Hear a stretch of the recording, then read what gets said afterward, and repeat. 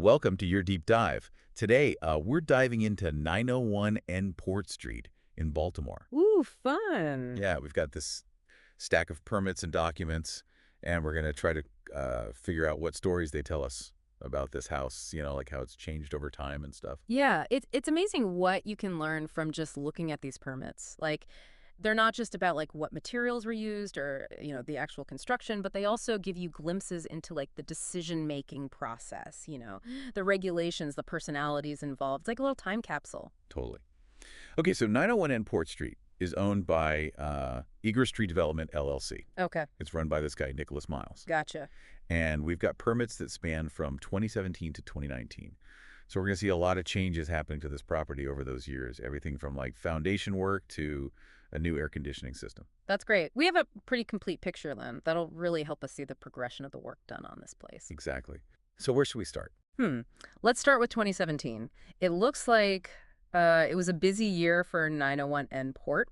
There's a whole cluster of permits all issued within a few months of each other. Okay, so what kind of work are we talking about here? Well, the first one is COM 2017-5445, issued May 26, 2017.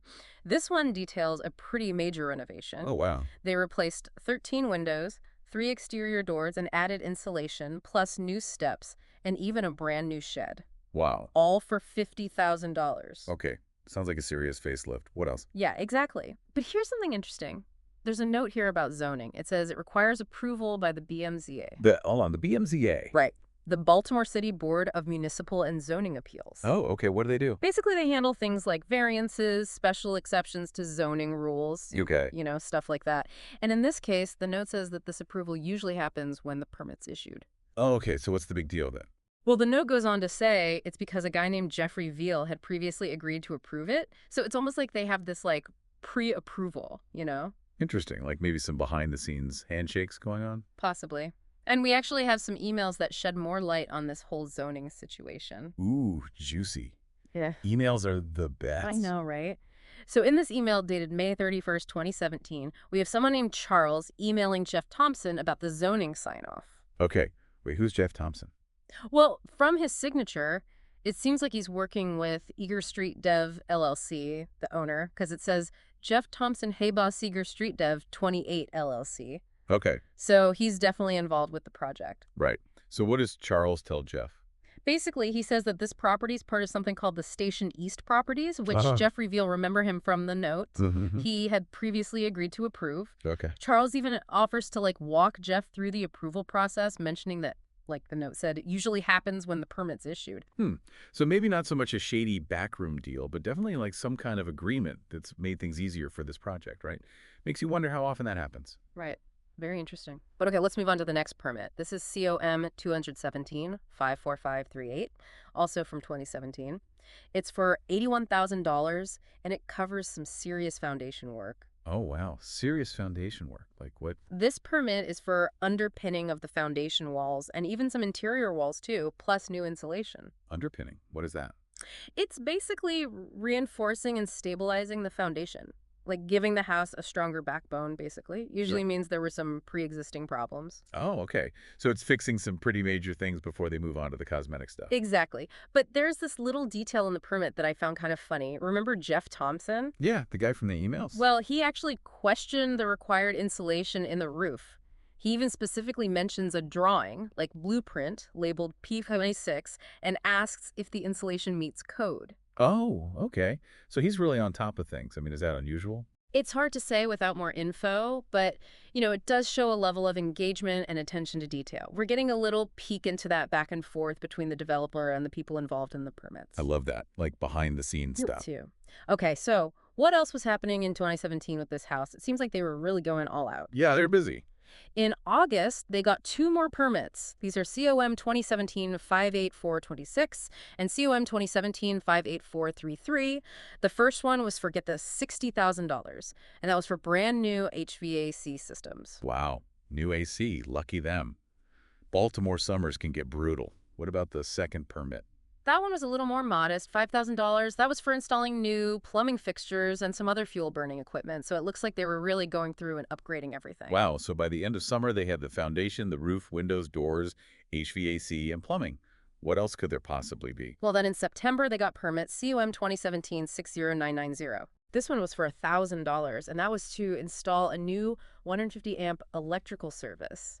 So they really were leaving no stone unturned. Wow, that's a lot. Yeah. So by the end of 2017, they had basically rebuilt the entire house from the ground up. It's amazing when you see it all laid out like this. It really is.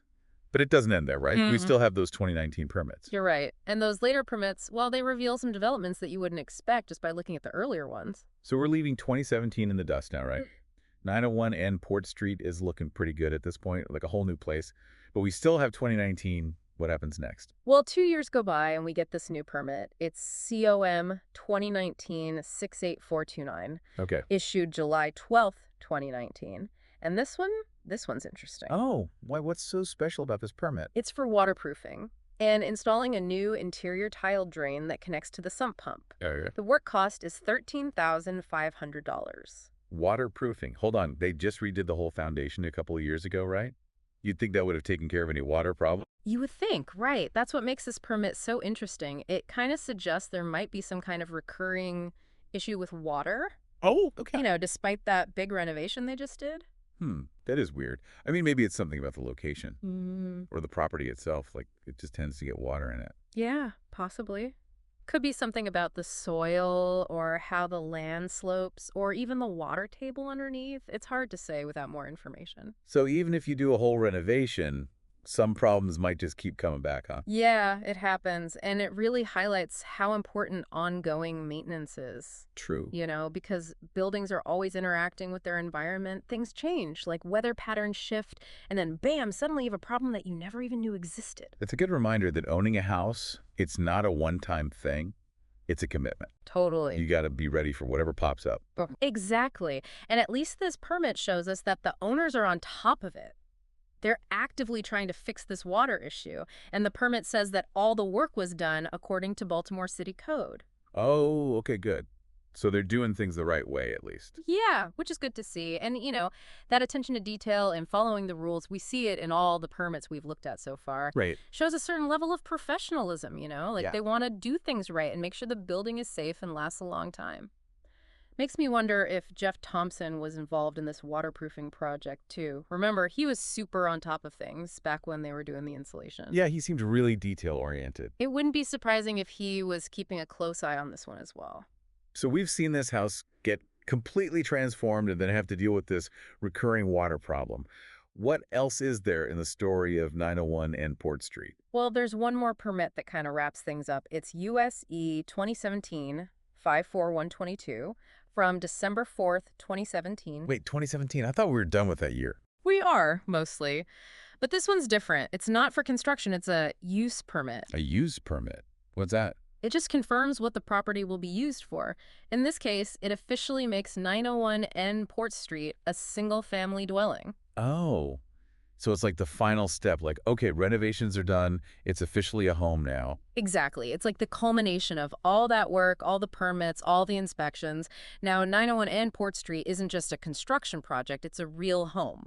That's kind of cool. I mean, when you think about all that went into this property, it really is a whole transformation. It is. Underpinning the foundation, new HVAC systems, new electrical, and finally this use permit. Right. It's like, I don't know, watching a caterpillar turn into a butterfly or It something. really is a whole journey. And to think, it all started with this stack of permits. I know, right? Who knew that these boring-looking papers could be so interesting? It just goes to show there's always more than meets the eye, especially when it comes to houses. They have so many stories hidden in their walls. Totally. So what stands out to you the most about this house? What's the most interesting part of its story? Honestly, it's that water problem. It makes you think, Yeah. about the history of the property and everything around it. Like, what's going on there that's causing that issue? What does it tell us about building and owning homes in that area? It's a good question. It's like we've peeled back one layer of the onion and there's a whole other layer underneath. Exactly. And that's what I love about these deep dives. We start with one specific thing, but then it leads us to all these other questions and we learn about all these different things. Kind of reminds you that learning is a journey, not just about reaching a destination. Well said. Well, I think that about wraps up this episode of The Deep Dive. But before we go, I do have one final thought for our listener. Okay, let's hear it. So we saw with 901 and Port Street that even when you do a really thorough renovation, things can still pop up later that need fixing. It's Mhm. just a reminder that owning a home is a process. You're always learning and adapting and dealing with whatever comes up. Yeah, it's not just about buying a house and fixing it up. It's about being ready for the long haul. Right. And sometimes those unexpected challenges can lead to some pretty cool discoveries, Okay. about your home's history and where it fits in with everything else. I like that. Well, thanks for joining us on this deep dive into 901N Port Street. Of course. We'll see you next time for another adventure in knowledge. Until then, keep exploring. It's really amazing how much we learned from just these permits, huh? I know, right? Like, it feels like we've been on an archaeological dig through, like, paperwork. I love that. And it's just like a real dig. Each piece tells a story.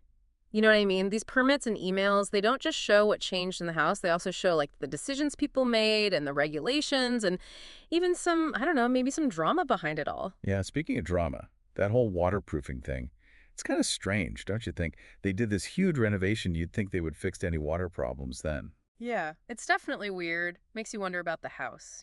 Like maybe the ground underneath is shifting or something. You see those old houses sometimes where the floors are all slanted. Maybe it's something like that. Yeah. Or maybe it is something about the water table, like you said before. Or the soil. That whole area is just prone to water problems. Could be. It reminds you that a house isn't just like a thing on its own. It's part of a bigger system, the environment, the neighborhood, everything. Yeah. If you want to understand how a building's going to last, you got to understand that bigger picture. Okay, so big takeaway for our listeners here. Mm. What do we want them to remember about this whole thing? I think the most important thing is always dig deeper. These permits, they seem boring, but they led us to all these questions, and we learned so much about this one house and the people who worked on it, and even about that whole area of Baltimore. It's true. We started with just a few papers, and it turned into this whole, I don't know, like a tapestry of stories. Exactly. And it makes you wonder what other stories are hidden out there, right? Like in our everyday stuff, waiting for someone to find them. Yeah, that's a good point. Well, thanks for joining us for this deep dive into 901N Port Street. My pleasure. We'll catch you next time for another adventure in knowledge. Until then, keep exploring.